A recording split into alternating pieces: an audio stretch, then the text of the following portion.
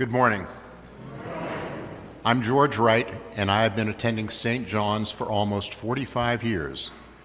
I have been asked to talk about why you should support St. John's. Each of us has reached this place in time through unique paths. I can't tell you why you should support this church, but I can tell you why I do and the path that led me to this point in time. I grew up in Pittsburgh, Pennsylvania, attending the Church of the Redeemer, a small parish Episcopal church with an excellent boys' choir of about 25 boys. I sang in this choir from the age of 6 until I went away to school. The church was smaller than St. John's, but had similar beautiful stained glass windows. As a child, I don't remember the rector's sermons, but he was warm and engaging, and everyone felt comfortable with him. During college and medical school, I drifted away from the church, going to occasional services, but with no real interest or involvement. Things changed after Mary and I moved to Maine with our 4 young children. Mary saw an article in the Bangor Daily News about someone starting a boys' choir at St. John's Episcopal Church. So in the fall of 1980, with my not yet 6-year-old son, we began attending St. John's and singing in the choir. Over the years, it was an amazing experience for me and all 4 of our children, not only singing Sunday morning services and monthly evensongs, but traveling to sing in other parts of the country and twice traveling to England to sing evensong services in some of their greatest cathedrals. So how is any of this relevant to why I'm here today? First, I have a confession.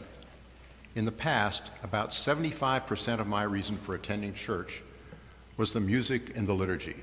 The sermons were not a significant reason for attending. That's all changed now. While I am still uplifted by the music we sing, the anthems and the hymns, what really has locked me into St. John's now is Father Nutter. He knows everyone in this church and makes each of us feel unique and special. Through his sermons, he explains the scriptures in a way which is meaningful and relevant to me. This is another confession. In years past, sometimes I spent the sermon time reading the bulletin or reviewing the music. But not anymore. Father Nutter might call me out by name, so I have to be ready. Each Sunday, he has a new story, frequently about himself. Then he relates that story to the scriptures, and then suddenly what he is saying is directed right to me.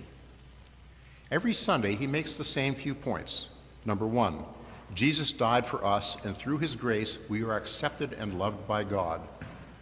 Number 2, we are loved by God no matter what we have thought, said, or done. Number 3, we should be kind and generous to others through our words and actions, particularly to those who get under our skin. I'm sure I've missed a few other points, but I'll keep listening. If it's such a simple message, why does Father Nutter have to keep repeating it week after week?